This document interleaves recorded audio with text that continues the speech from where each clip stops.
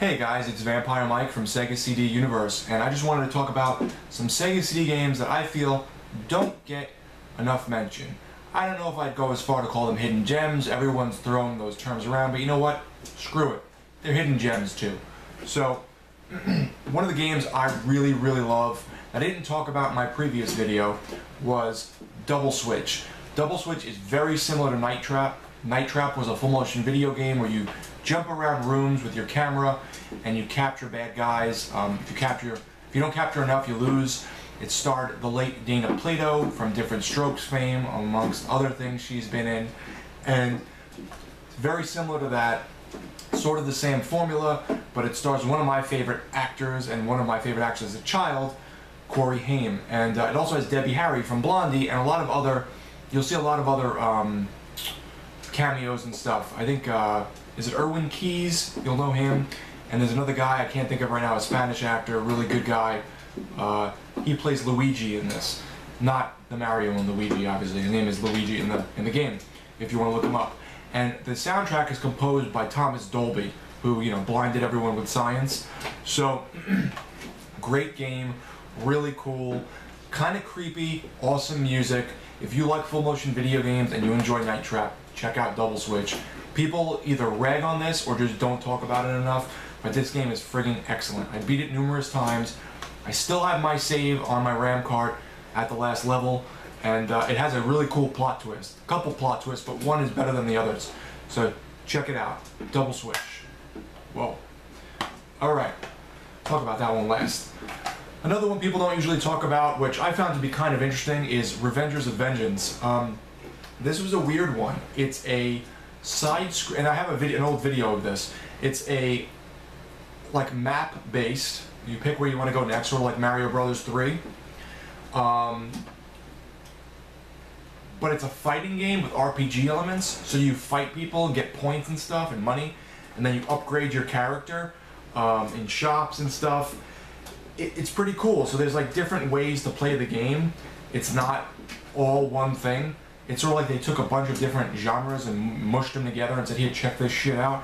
And I think this is one nobody really talks about. So check out Revengers of Vengeance. I think it had some pretty cool graphics, interesting gameplay, little characters and stuff. I don't know if it's based off of a comic or something, but I thought it was pretty cool. So check out this game. This is one nobody really talks about, and I really liked.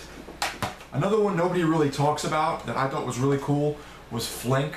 I thought the graphics in this were really nice. I thought the gameplay was fun, and I hate platformers, and it's a platformer. But it has some like kind of, I don't want to say RPG elements, but like you can get spells and like upgrade your character a little bit, sort of.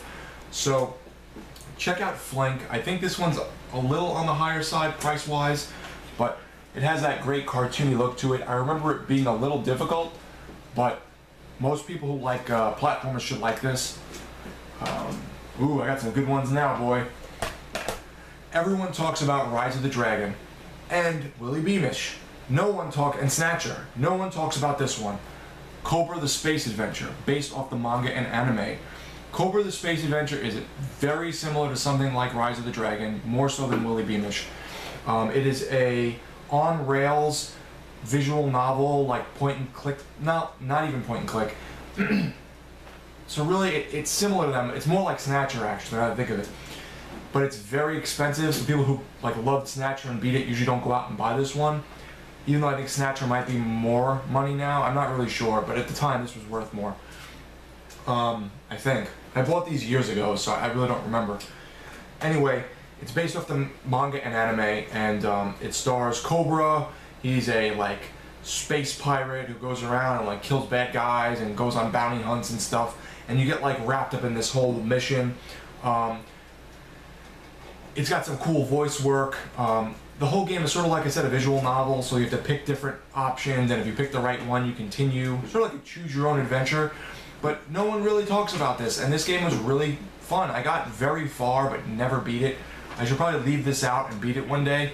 I hear it gets very difficult near the end with some maze you have to go through, but it's just really good, and if you like those types of games, it deserves you to check it out. You should just definitely check this out. And I'm surprised nobody really talks about it. I don't know. Another one nobody really talks about is a port that came over from, I think, the Genesis and Super Nintendo, and that's just the top game here. Three Ninjas Kickback. Hook is good too, mind you, but Three Ninjas Kickback is a really fun two-player game, platformer. It's hard, but you run around and you know, have to beat up the bad guys, and in the first level or so, beat up like those like dummies that the grandfather gives you from the movie. And there are some scenes that were added to the game, both first person, like flying a hang glider and, you know, beating up guys and stuff on like first person sort of like on rails scenes. But one of the funniest parts of the game is the grandfather pops up. What's his name? Is it Victor Wong from Big Trouble in Little China? The guy with the messed up eye, you know, 7 Demon Bag, him.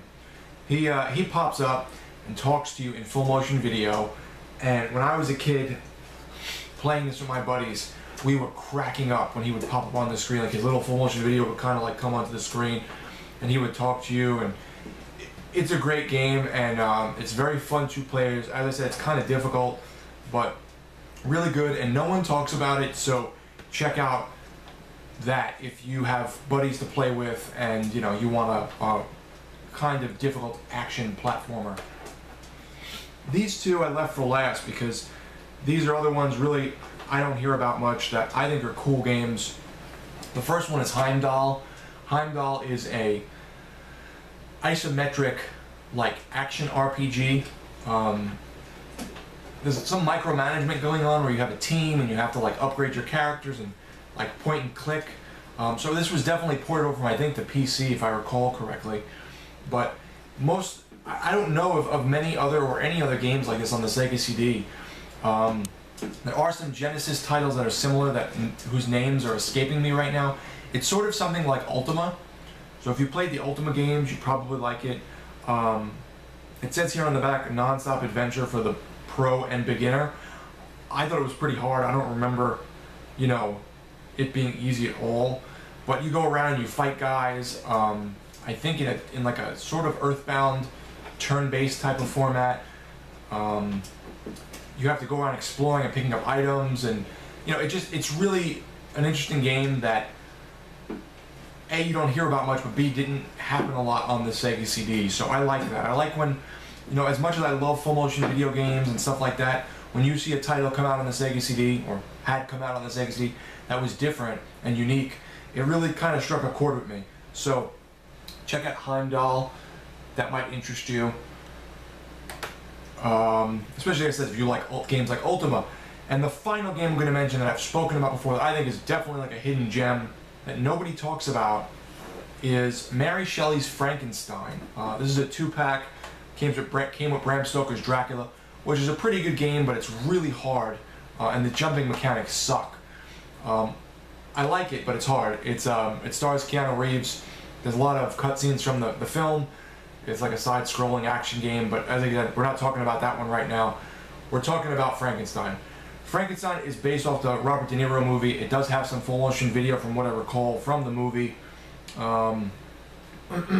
Excuse me. It meshes genres just like Revengers of Vengeance.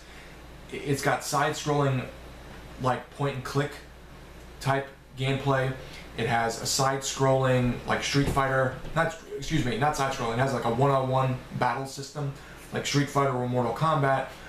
It has a point-and-click game, where you actually have to walk around and find items and use them in the right area to proceed. It has RPG elements, where you talk to people and try and get past points. This game tried to really mix tons of genres and tons of things. No one talks about it. No one really shows it off. It's a bit difficult. I would probably recommend using a walkthrough at certain points, which is what I had to do. I didn't beat it. I don't even think I got super far. But it's just such a cool game that, like, I don't know why no one ever mentions. I mean, I guess because it was a movie license, like, oh, it's another shitty movie license game, especially because Dracula gets a bad rap. But Mary Shelley's Frankenstein is just very, very different. It says here there's 3 different gameplay views: isometric, forced isometric, and side views. And 6 huge levels of action. I mean, I didn't get that far, but I thought it was great. It's got like a sort of creepy atmosphere to it, and you're playing the monster, so you're trying to escape, you know, Dr. Frankenstein's lair. You're trying to go around, and the people think you're a fucking freak. It just has a weird underlying tone to it, and the music was good too. So, out of all of them, which I love all of them, you know, I love Space Adventure and Three Ninjas, and Double Switch is amazing. That's one of my favorite games. Check out Frankenstein. I can wholeheartedly tell you on this list, this is probably the biggest, you know, hidden gem. So that's really it. Thanks guys for watching. I hope you enjoyed my video. It's Vampire Mike from Sega CD Universe. Be good.